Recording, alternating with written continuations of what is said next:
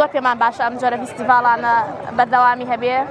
بەتایبەت بۆ کەسانی کە جۆرە بەهرەیەکیان هەیە یان ئەیانەوەی ئیسفادەیە بکەن یان ئیشەکانیان دەرکەوێت من خۆم بەشداریم نەکرۆ بەڵام خوشەکەم بە دروستکردنی تابلۆ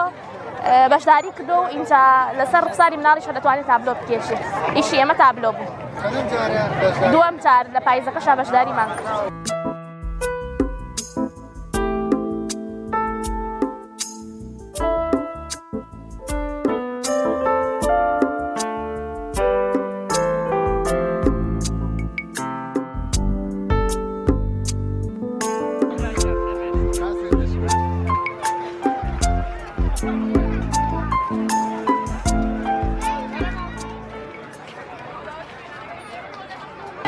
بە خۆشحاڵیەوە هەروەکو ئەبینن ماشەڵڵا ژمارەیەکی زۆر خەڵکی لێرەیە هەروەکو بەشدار بوو هەمووکیش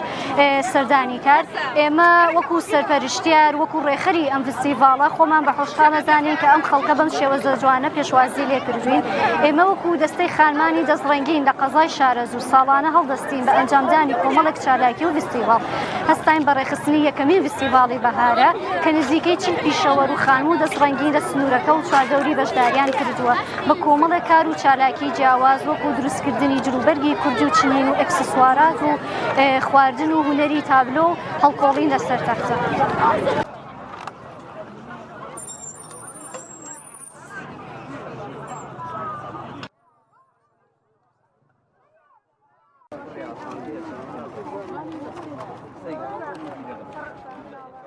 دووەم ساڵە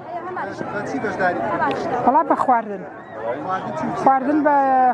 یاپراخی گەڵامێ و لەگەڵ یاپراخی سڵقا لەگەڵ دۆی ساردا زیاتر خواست لەسەر یاپراخی گەڵامێ و دۆیە بەڵێ دۆی سارد وڵا هەتا ڕادەیەکی زۆر گرنگەوەیە بەڵێ وڵا بێ بە پاپشتی بۆیان